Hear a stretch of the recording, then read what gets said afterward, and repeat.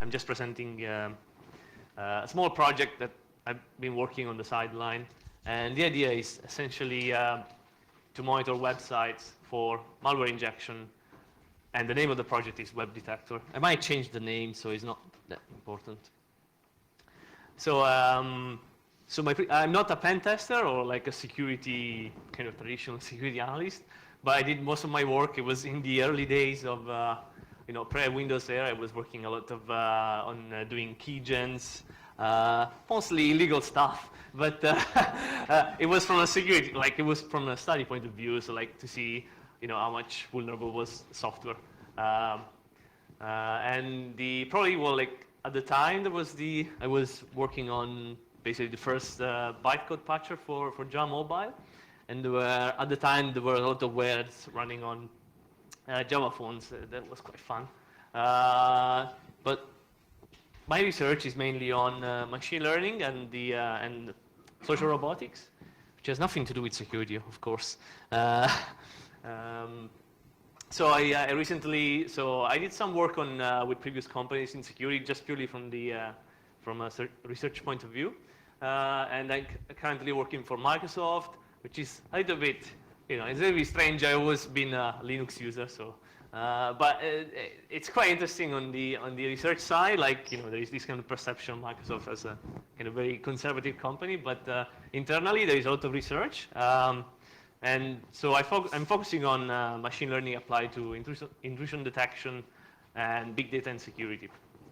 And like I was quite intrigued by Microsoft. They allow me to carry my own research project. So and this project in particular is based on open source tools. And yeah, everybody is happy that like somebody's working on like not Microsoft technology inside, and maybe one day there will be an exchange between closed door open software. So it's quite interesting the way Microsoft works.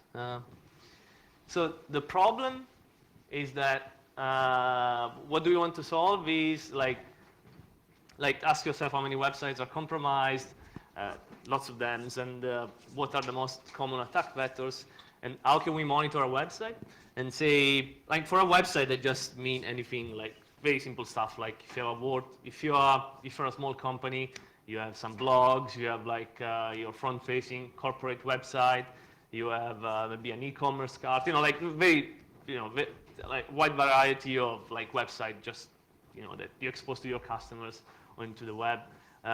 So, yeah, you can buy these expensive solutions from different companies, to do application layer security and that kind of stuff. But I wanted to have something very simple, so I wanted to have something that, like a common user, a common IT web admin can install on his computer and say, oh, let's see, like, every month I want to crawl my own website, and if there is something different, like there was a new page added, there were new links, new modules, I want to know if that's me, like updating the website, or like it was an update for WordPress, or it was actually somebody was injecting some JS, there was some cross-site scripting that I'm not aware of. And some of the time, like most of the times, I mean, depends on the attacker, like you might get, it might not something be so evident. So you might be something polluting your like web directories with malware, like that is used for spamming, so for distributing malware and that kind of stuff. So it's not that easy, to actually see, okay, I'm browsing my own website, oh, that's something strange. So so that was the idea, like very basic detection of changes in your website, and look for like very basic attacks. I'm not doing any kind of sophisticated analysis on the on a website. So we have three components. So one, we need to know, like, we need to have a way to monitor changes in your website. We need to have some sort of JS sandboxing environment, so to kind of emulate your scripts, without the risk of getting infected yourself, and some basic heuristics to detect these kind of attack vectors. This was a report from Whitehead in 2013. I didn't do the 2014 because I didn't want to pay for for the money, but you can buy. I think I can tell you how much money was that. But you know, it's I don't know how they actually measured like this percentage, these numbers. So, but yeah, they were quite interesting. So they were saying the big picture is like 86% of all websites were compromised with an increase of 4% from the last year. And there were like 56 of these websites that serious vulnerabilities. Yeah, just some interesting numbers. And obviously, the most common vulnerability now is XSS. I remember in the past was SQL injection, but now it's kind of become more popular. I think because JavaScript is taking over, so there is a lot of dynamic web development going on. Interesting things like education, healthcare, and insurance are the one with the slower fix. So healthcare has a 226 days of average fix. That's quite a lot. But yeah, surprisingly, in government it's quite fast. Like on average, they have 48 delays in fixing things. And entertainment media, which probably is where all the profit is, they're quite fast. 33. Gaming, surprisingly, like 67 days. So it kind of varies, but yeah, the bigger idea is like, well, we have a lot of vulnerable websites, and we want to find a way to kind of monitor them, especially for XSS. So that's a kind of distribution. I mean, again, it's a report from, this was like 2011, so you can download it, you don't have to pay for that. And yeah, as I said, 50% it's cross-site scripting, 14% it's content spoofing. I think there's a typo there, it's not my typo. And yeah, intrusion like leakage, and SQL injection went down to 4%, which is quite interesting. There are like 3 types of cross-site scripting. I'm not here to lecture you about, you probably know about this. So it's store, reflecting, and DOM-based. There are several vectors, so there is GIS, PDF, so Adobe PDF, ActiveX, iframe, and Shockwave. And for the purpose of monitoring, the only way that I have to detect XSS is for storage side cross-site scripting, because we are not. So the idea is I'm not actively probing your website to find like vulnerable point of injection. I'm just basically looking at your HTML pages and see, somebody might have done some sort of cross-site scripting. And the only way I have to do that, I can do that, is because it was stored on your server and then it's just played back on my browser. And when I pass the page, I'm able to find like strange things. And there are like basic behaviors that you can detect. Again, nothing really complicated. So I can find, it's quite obvious if there was an URL injection to a malware dropper.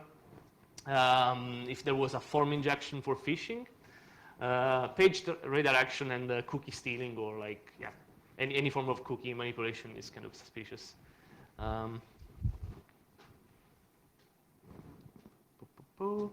So the very first version of my kind of tool was very basic. So I was using basically wget with some sort of Python script. No, it was like bash scripting. So I was getting a mirror your website.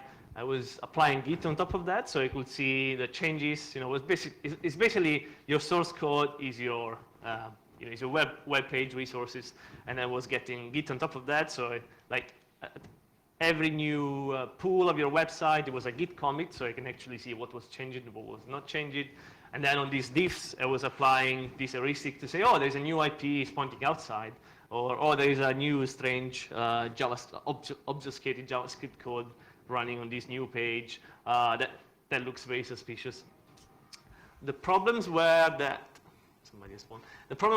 the wget, okay, it's a very nice tool, very fast. It's available on every Linux box, but it's not that good at crawling, especially for dynamic pages. So I was crawling, like WordPress sites, and there were so many pages that I couldn't fetch because it was like all dynamic content. So when wget was running, it wasn't sending post requests to request that page, and it was like I was getting basically like say 10% of the entire website. I was missing really 90% of pages were not being crawled properly. So what do we want to know? We want to know what was added, what was removed from the website, when did that happen. So it's really important, because if there was an admin was doing some updates, then we know that, oh, that day, the admin was adding a new page. So that's probably what it was, That's essentially to reduce false positive. Who did it? Okay, that's a little bit more complicated. So it's hard to say. And then essentially, like, is it malicious behavior, or is like some sort of new library that was added and was obfuscated or was like minified? So we don't want to kind of flag that continuously to reduce the false positives. So the architecture is quite simple. You basically give, so you have a job queue, you get all your URLs or domains that you want to monitor. It goes into Eritrix, which is a web crawler. Eritrix produce a sort of compressed mirror of your website.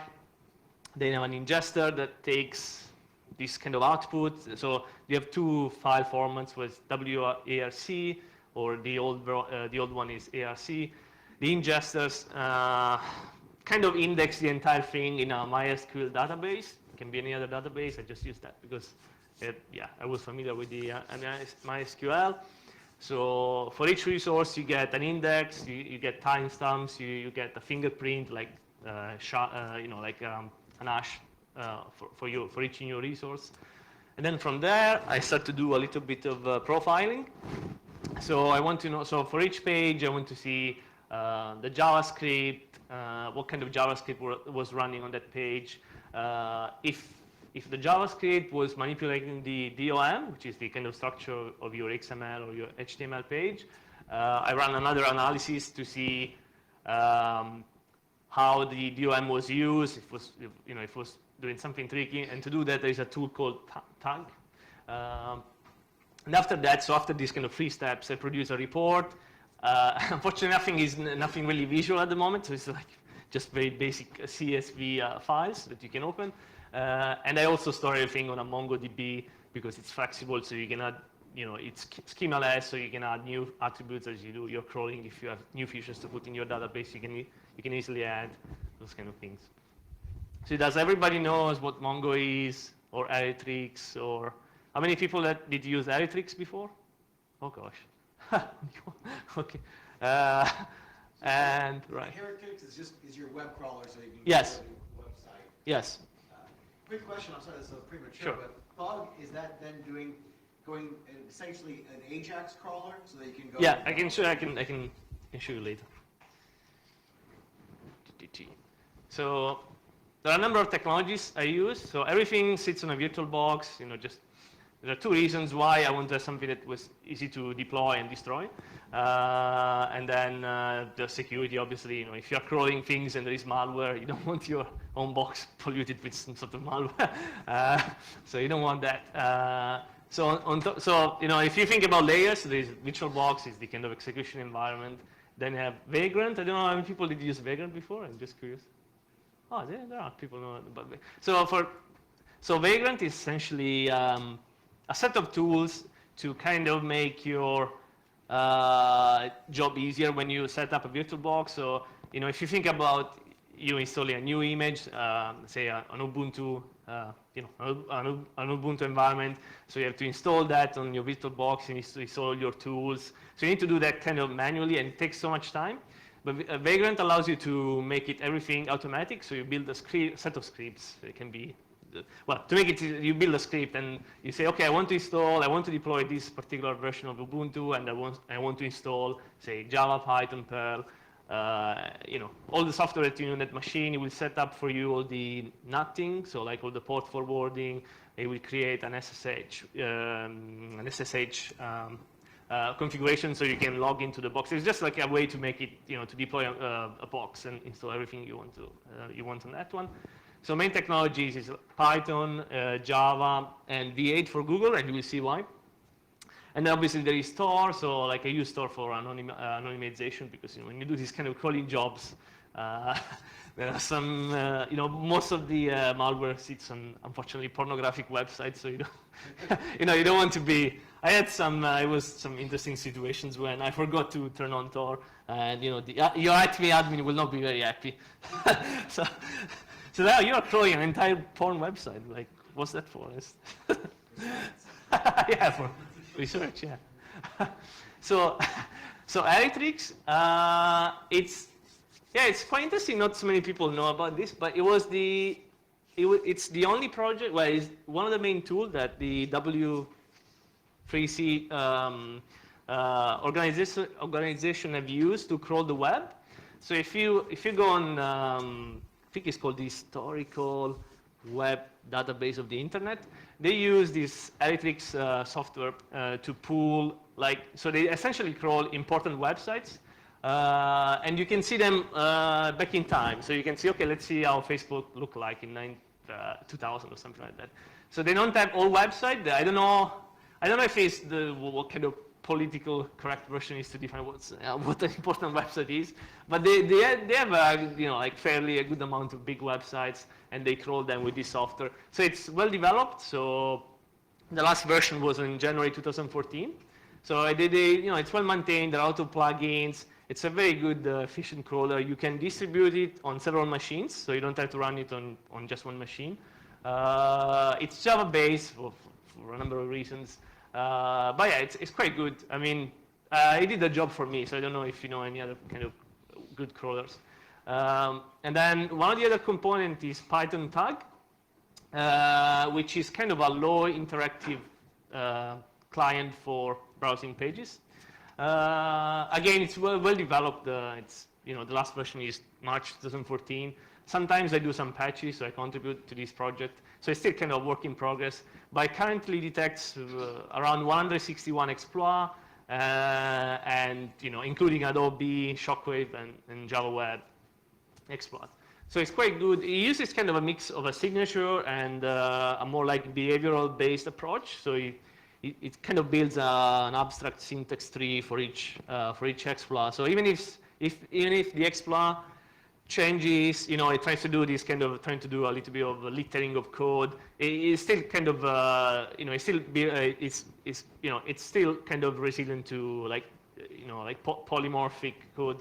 But yeah, it's a work in progress, so you don't expect too much. So the other component, which is quite interesting, is it's a patched JavaScript monkey, which is the interpreter that's used by the Mozilla organization.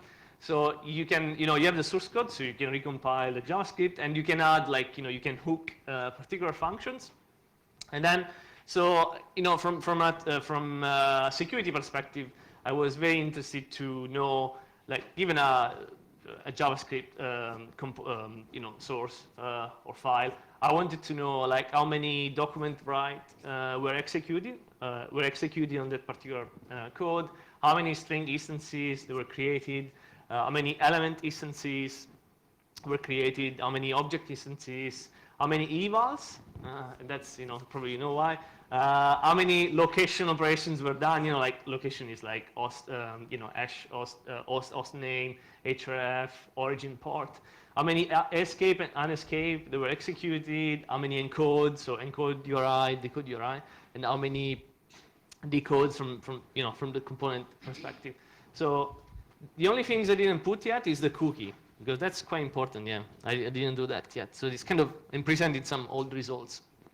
And the nice thing, if you have an encrypted or an obfuscated component, this is fairly easy. I couldn't put anything on a slide that was complicated, so I just put some very basic. But if you have an obfuscated JavaScript code like this, I can get anything because I'm at the interpreter level. I can get the the output, just the obfuscated. So this one was doing. Oh yeah, this one was doing some exfiltration. So it was trying to basically get the referrer from the chronicle page and send it to another website. And then, so as you can see, in this case, there were 4 string instances. There was a document write. There were 2 evals, and there were no operations on the object side.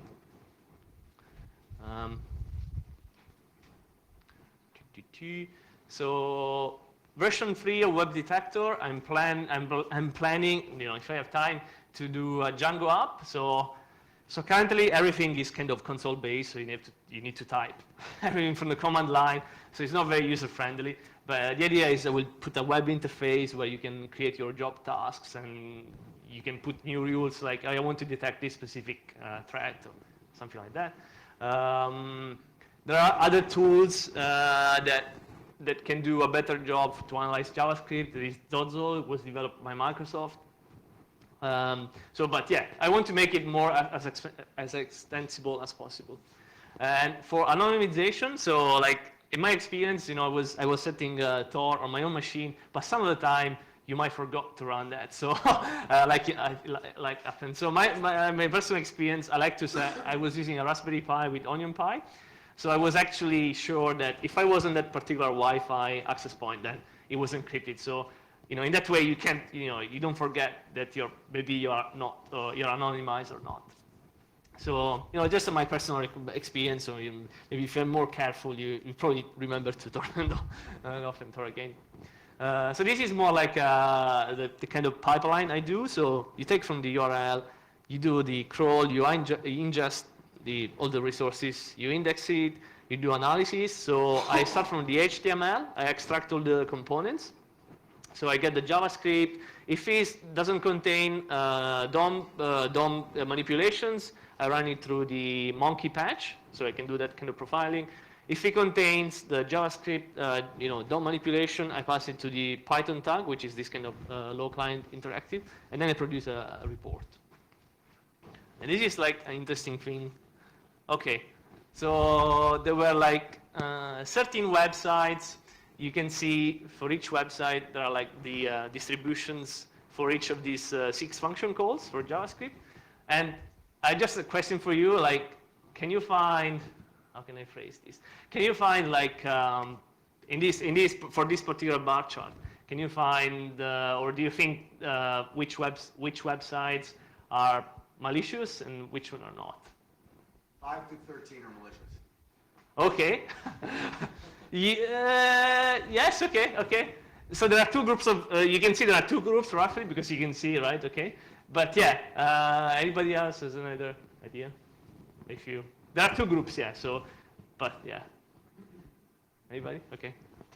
You almost got there, except for the fact that it's the opposite, so. But yeah, no, you got the 2 groups. But yeah, so the first 4 websites were, I can't put the real names, but they were like, they were distributing a lot, so they were full of malware, and especially JavaScript and stuff like that. And then those are the other ones that were the good ones. So there was MySpace. I don't know if anybody used MySpace anymore, but yeah, it's still online. There was HillaryClinton.com, which is a real website. I thought it was like fake, but it's really the website of Hillary Clinton. I think I was getting some porn website. I don't know when I was Googling, but yeah, the .com is the legit one, so it's safe for browsing. Some Yahoo, what's the Fright catalog? YouTube and Photofile.Russia. It's a legit website, so it's not about porn. So the interesting thing for the kind of malicious ones, you can see. Well, that's kind of intuitive, right? The object instance profile, it's much higher compared to a good one. So if you see the ratio between the element instance and the object instance for a good one, it's almost 10%. But if you go for a malicious one, you have obviously a large number of object instances compared to the element instance. And also, like string instances are much higher. And it's probably because, if you see this kind of, kind of malicious JavaScript, they try to do a lot of, they take a string, it's encrypted, they kind of reverse the string, and then they try to execute code. So that's probably my explanation for that. So there is a lot of much more proportion of string instance manipulations compared to a good one. I was expecting more document writes from the malicious ones, but there were few. So, because sometimes, they can create some, like they create, I don't know, click-jacking thing, but probably it's not that much compared to what the legit website do when they create new doc. Maybe you have a div, creating new divs, deleting new divs. So it's probably that's what it is. But yeah, so that's just an interesting profile to look at. And evals were higher. Well, evals, you can't really see the difference. It's kind of spread, so you get even good website using small number of evals. I think there was the escape. Escape was interesting. So like good website, a lot of escapes, and bad ones, they don't have so many escapes. So that was kind of counterintuitive. That's the surprising part. You would think Yes. it'd be the opposite. Yeah. But yeah, it was. I don't know if it's just because this particular data set. So your average developer actually codes less securely than your average malware scientist, right? yes, that's probably true. That's probably true. So because I'm a machine learning expert, I said, oh, let's apply a very simple classification. So I used naive bias or decision tree. In this case, it just gives you 100% accuracy. Well, it was a small data set, so I had like 85 good websites and 64 bad. So this is like bad machine learning, right? So it's kind of overfitting, right? You say, oh, I have 100% accuracy, but my data set is very small. But just to give you an idea, so you can see that you can kind of say what is a good one and what's a bad one. So you can kind of measure these 6 features, and you can say, oh, if if the features are in that particular range, then it's a good website. Otherwise, it's a bad website. But you can train your classifier as you gather more data. This is like Eritrix. So after you have done your crawling job, it will give you kind of a summary of all your content on your web pages. So like it will say how many, like a percentage of MIME types. So in terms of resources, how many HTTP errors you get, the response codes. So you can use that as a, like you can find interesting things there. But so just to give you an idea, this is like a kind of a report you get out from the system. So we'll name, so we'll give you all these numbers, like things that were found, and then it will basically tell you, oh, this is good, and there were 2 bad ones. So just for a quick overview, so if you have like say 10 websites and you want to do it quickly, so you can just tell me about the risk for each website. This is like Python tag, so the output is quite simple. So I think it's based on meter report structure. It will just tell you, okay, what was this?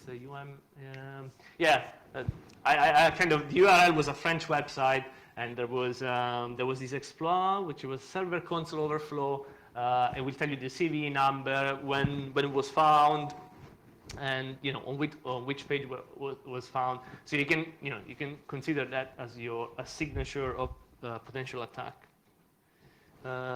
This is some real data. I was running, so I decided, oh, let's see what do I find on my own WordPress website, which wasn't updated very often, I have to say. So if you go there, it's at your own risk. It's just a standard website sort of thing. So I didn't find anything, like looks clean. I run my updates maybe every month or something like that. But then it was just for curiosity.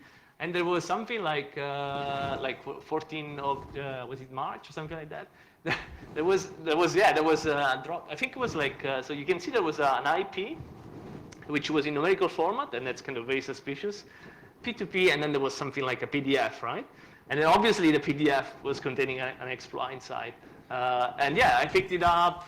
It was removed at the time because there was a 403, but it was there for, I don't know, for how many days, because that was my first crawling of my website. And it tells me the page where it was found and when in the kind of destination of the URI. There were interesting outgoing links. So there was bitdiabetes.us, and that was on a subfolder on my kind of Android thing. And unfortunately, as I said, it was already there when it was crawling. So I didn't know when exactly that happened, just because it was crawling later. So I discovered that was. So I was thinking maybe some sort of advertise, diabetes, it's a good cause. But yeah, it was full of stuff. It was just like a hijacked domain, and we were putting lots of things. And then this was not on my website. It was just scrolling somebody else's website. And there was a form redirection. So you can see there was a customer that was quite bad. So there was like .com something customers, submit PHP, and it was going to somewhere else. So somebody had managed to inject some, XSS, and he was manipulating the DOM to submit the form somewhere else. So that was quite good. I mean, very basic detection, but I was able to pick that up, so I was quite happy. That was my website. So it was, I was browsing that, and actually I couldn't see, but the spam link was here, so it was like bit diabetes. And then the malware was somewhere. The malware link to download the thing was somewhere on the left side. And I was trying to do some investigation, but what happened was, essentially there was a plugin, a WordPress. It was hosted on GitHub. The attacker managed to push some code that was adding this kind of, somehow cross-site scripting. So it was a JavaScript that was generating these links. But yeah, I mean, I'm not a pen tester or anything. So I wasn't. I mean, I kind of say, oh, okay, it's interesting, but I didn't really go to investigate. So the system is kind of Git-like. So you can see, from a particular resource, this was BitDiabetes US, it was kind of took down. But you can see like previous versions, so you can say, let me see how the page looked like during the first scroll. So you can actually see on your website how what happened to that particular page to see for like something that was added or something that was removed. So you can see the dates, you can click on those dates, and it will show you how the page looked like on different dates. So after analyzing all these kind of things, you get a report. So it measures how many exploits were detected, all the kind of profiling information. So for each website, I just made a score that goes from low to high, and then you will say, oh, so this website is a high risk of being compromised, and then you can decide if you want to investigate or not. So everything is in CSV format. Okay, since I'm going to close up very soon, things that I've learned again, yeah, Heretics is much better than like standard wget. You get plenty of rules, and so like if you're crawling something, and you want to know, okay, I'm not interested in images, so you can filter down particular resources. You can avoid all these tricks. So where, if you have a malicious website, they will try to do this kind of. They will try to basically nest you in an infinite loop of pages, so you just scroll on that page forever. So heretics have all these kind of heuristics to not being fooled by this kind of tricks. So it crawls very well. You can add plugins, so you can add things to save your resources in a different database and stuff like that. So I was a little bit disappointed by Tor because he only uses socks. And so you always need to set up a proxy on the host. I thought, it would be better if it was something that was using like on the same machine that was like a proxy directly, but I don't know why they didn't provide like an architectural decision from that. And there was something about DNS leaking, so you need to be very careful when you configure Tor by default, it won't prevent DNS leaking, so you need to be careful about that.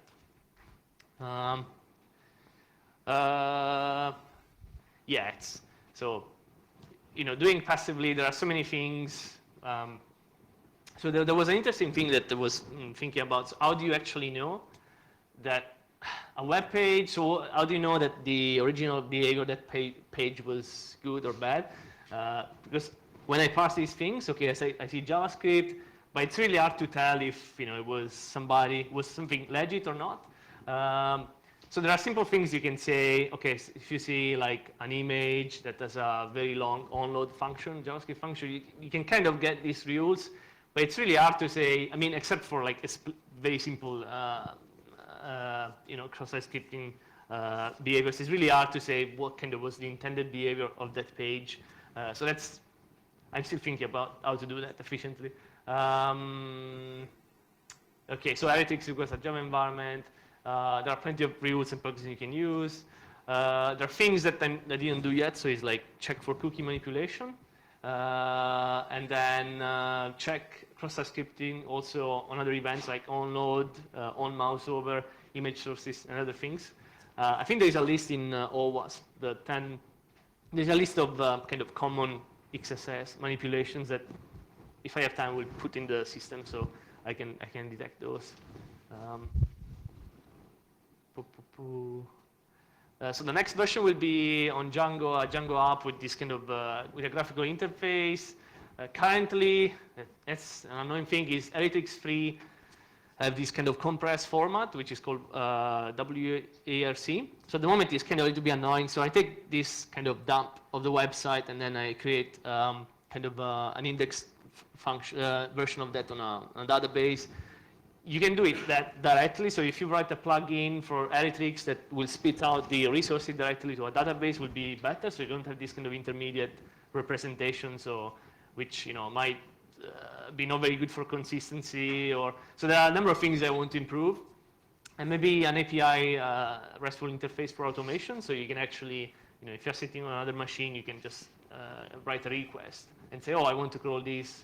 Like every 2 days, so you can kind of do everything kind of in a semi-automated fashion. Maybe add some sort of malware blacklist for IP. Extend these tag plugins so you can detect more stuff. Maybe plugins for this kind of more advanced JavaScript analysis. So Zozo is like, so we have 3 technologies. One is for heap overflow, Stack Overflow, and we get another one for generic exploitation of JavaScript structures. But it's kind of proprietary, so I don't know if they will allow me to do that. It's just some ideas. How many minutes? Is it done? Yeah. Just about out of time, sir. Okay. Good. So the project will be on GitHub at some point when I get proper stable build. The vagrant image will be on the cloud, so you can kind of download it directly. And yeah, if you want to contact me, you can just send me an email. And yeah, I mean, if you have any other ideas that can complement what I'm doing, would be quite nice. Or questions. Okay.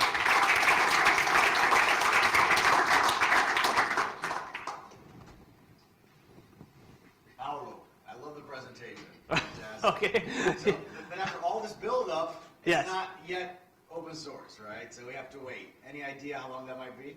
Well, yeah. I mean, every tool that I use is open source, and I mean, I can push it today if I want to GitHub. It's just I want to make the vagrant script better, because right now it's kind of semi-manual, so you need to. So I mean, it's open source. There is no problem to publish. It's just I need to take some time. Yeah, I will probably like contact OWASP once it's online. But yeah. Quick question. So Heretics, Yes. the crawler that you're using. Yes. You said that it works as opposed to wget on dynamic sites. Yes. Right. Yes. Well, what if I have a site that makes a request back, grabs some JSON data, populates, puts links? What do you do in those situations? Have you considered using, for example, a headless browser so that it would actually execute the JavaScript, go grab links, and then you would be able to crawl through that? Yeah. So Python tag does that. Oh, tug does do that. Yeah, so it kind of simulates clicks as well, so you can see, let's simulate the guy clicking on. It said like honeypot, so I wasn't sure. Yeah, I kind of do intermediate now, so I start from the base website, and then I say, okay, let's start from the home page, let's scroll like 5 levels with Python tag. But the problem is, then it gets slower. So I wanted to have a compromise between kind of fast and slow. And usually, if the people put malware, it's usually between the first levels of your website. But yeah, it's something that I'm kind of thinking about, like how to compromise between speed and code. Yeah, it was a good question. Okay.